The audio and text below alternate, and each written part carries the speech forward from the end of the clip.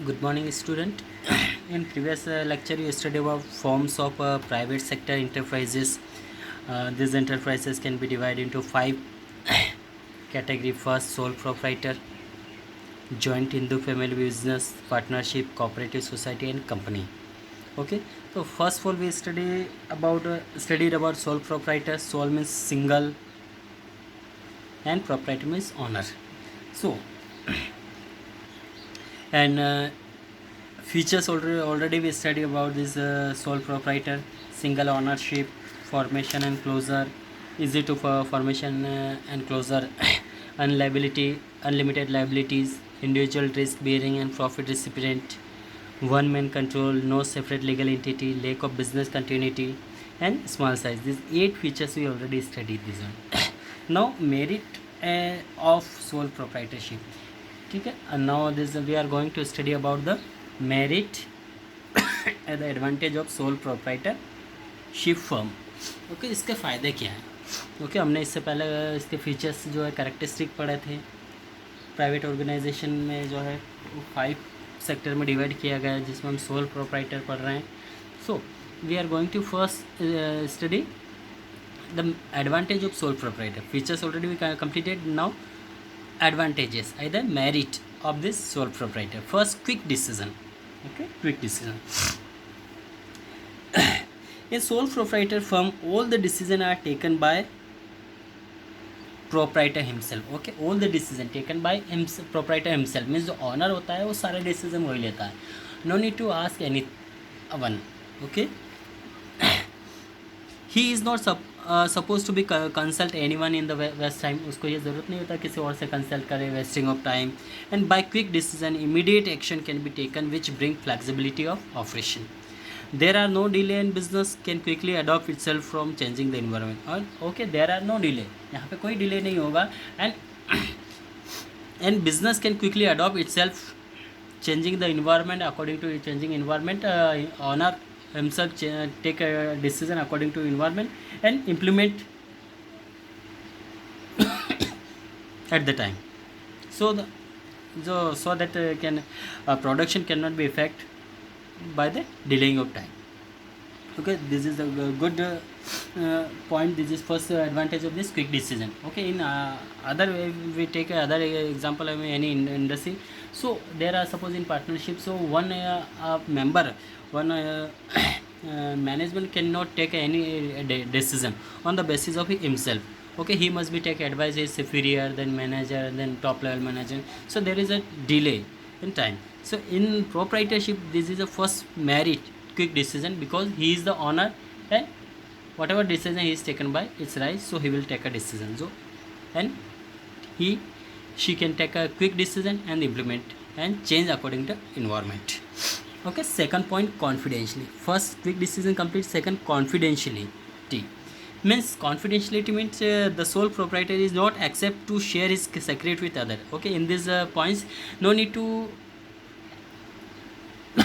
share his idea secret to other person. Okay, there is no legal compulsion for sole proprietor to publish his account for the public. All the decisions are taken by proprietor. Okay, all the decision already first point we study, all the decision taken by the proprietor or by the owner, and so it become easy for him to maintain secrecy and get better competitive strength. Okay, this is good for his organization. Now third, direct incentive. ठीक है, जैसा हमने पढ़ा है quick decision वो decision लेके, और second point confidentiality, जितने भी सीक्रेट वो खुद रखता है, उसको किसी बताने की ज़रूरत नहीं होता है. नेक्स्ट आता है direct incentive. Direct incentive, in sole proprietor firm there is a direct relation between the effort and reward. Okay, direct whatever he is doing for his company and he get a benefit as a reward, as a money, which means his proprietor puts extra effort, then profit increase and proprietor gets extra income. Okay, one जब proprietor जो honour होता है वो यदि extra afford कर रहा है, over time कर रहा है, तो जो भी बेनिफिट होगा उसके लिए एज ए रिवार्ड मिलेगा, उसका इनकम बढ़ेगा.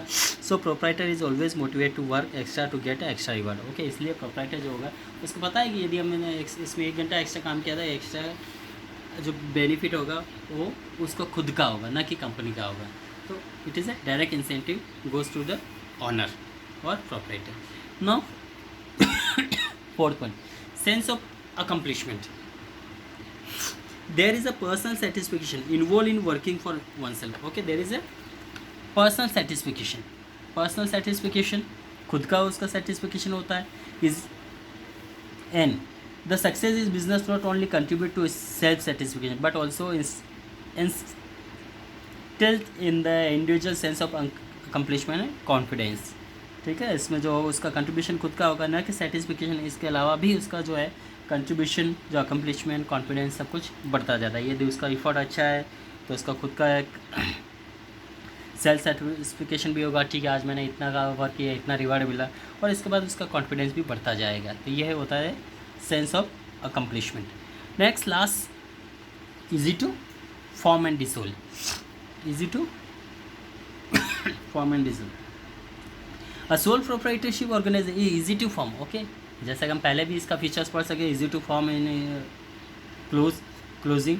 सो no legal formalities are involve in the setting of this type of organization. इसमें ठीक है कोई ज़्यादा लीगल फॉर्मलिटीज़ की रिक्वायरमेंट नहीं होता है। And it is not govern by any special law, और इसमें कोई स्पेशल लॉ का रिक्वायरमेंट नहीं होता है। And the sole proprietor can be close business whenever he desire without any legal formalities. It can be close by paying back its डेप्ट। जो भी इसका डेप्ट है, कर्जा देखिए, वो बंद कर सकता है और जब चाहे इसको स्टार्ट कर सकता है। तो ये इसके कुछ मेरिट्स फ़ायदे हैं। ठीक है, इसके अलावा इसके कुछ डीमेरिट्स भी होते हैं।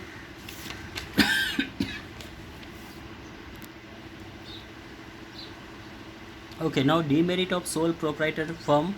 ओके, फर्स्ट लिमिटेड, जैसा कि हमने ऊपर देखा है मेरिट फ़ायदे जो सोल प्रोप्राइटर बिजनेस यदि स्टार्ट करता है कोई व्यक्ति, तो एडवांटेज है the merit already we study about this quick decision, confidentially, direct incentive, sense of accomplishment and easy to form.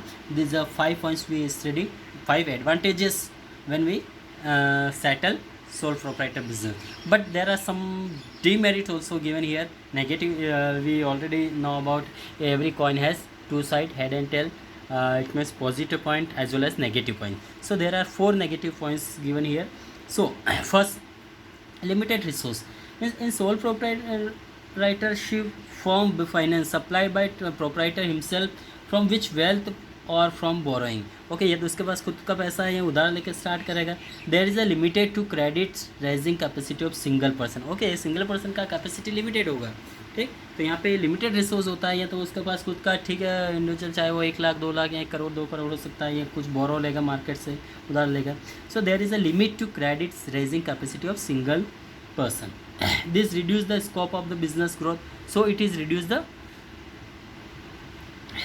scope of the business growth. Okay, when the in partnership business company, so it can be easily grow. Okay, the fund are not sufficient for medium scale or large scale business.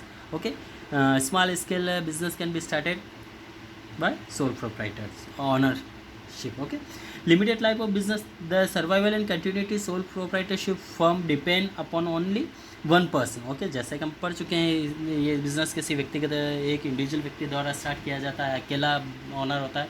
तो so it is limited period, limited life of this business. So if the proprietor falls ill or become insolvent, then business may be come to end, either it should be close. Okay, बंद हो जाएगी। यदि वो बीमार हो गए या कहीं आउट ऑफ स्टेट चला गया, किसी कारण से शॉप ओपन नहीं कर पाया बिजनेस, तो उसका बंद हो जाएगा, क्योंकि वो खुद अकेला करता धरता यहाँ पर रहेगा। ठीक है, unlimited liabilities. The sole proprietor is personally liable for all the dips. Okay, all the dips depend on liable for, वो सारा जो डिप से कर्जा उसको वो खुद जिम्मेदार होता है। In case of the heavy losses of proprietor will not only so loss is business asset, but he may be have to sell his all personal property to pay back his डेप्ट। Okay, इसमें ऐसा होता है कि unlimited liability होता है। यदि loss हो गया सपोज फॉर एन एग्जाम्पल किसी भी रीज़न से, तो उसका जो डेप्ट है बिजनेस का, उसको सारा देना होता है। और यदि केस में उसने सारा बिजनेस बेच के भी उस पैसा नहीं दे पाया, तो उसका खुद का ऑन प्रॉपर्टी भी बेच के उसको पैसा देना होता है। ये उसका अनलिमिटेड लाइबिलिटीज़ होता है कि वही जिम्मेदार होता है। अब नेक्स्ट लास्ट आता है first, we already limited resource, second life limited life होता है, जो कि वो ज़्यादा समय तक नहीं चल पाता। यदि ऑनर है, यदि बीमार हो गए या कुछ हो जाता है तो बिज़नेस यहीं पे ख़त्म हो जाता है। लिमिटेड रिसोर्स होता है, वो ज़्यादा पैसा लगा नहीं सकता है, ठीक है।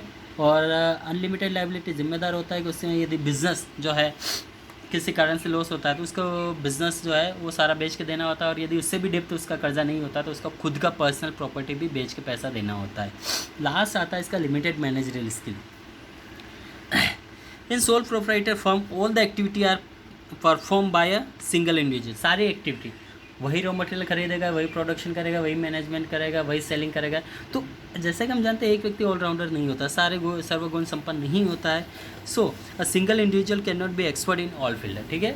A single individual, single person cannot be expert in all field, all rounder, okay, word we can use here, all rounder, okay. In cricket team we have seen example, okay. One person cannot take a bowling, batting, fielding, keeping, each and every master in each field, okay. It may be one either two in two field master, but he cannot be master in all subject.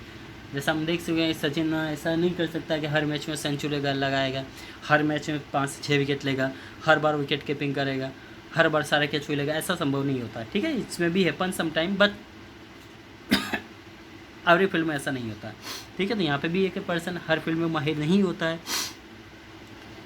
Okay. And sole proprietor generally can not afford to appoint specially in expert employees. The proprietor is over burden with too many task, और इसके ऊपर बहुत सारा burden होता है, ठीक है। सारी उसकी responsibility, raw material, selling, purchasing, production, हर चीज़ का, तो इतना मास्टर नहीं होता, जिसके कारण ये इसके कुछ ड्रॉबैक्स है। Sole proprietorship a suitable form of business for small scale enterprise, ठीक है। बस इससे ये सुटेबल होता है, छोटा बिजनेस स्टार्ट कर सकते हैं।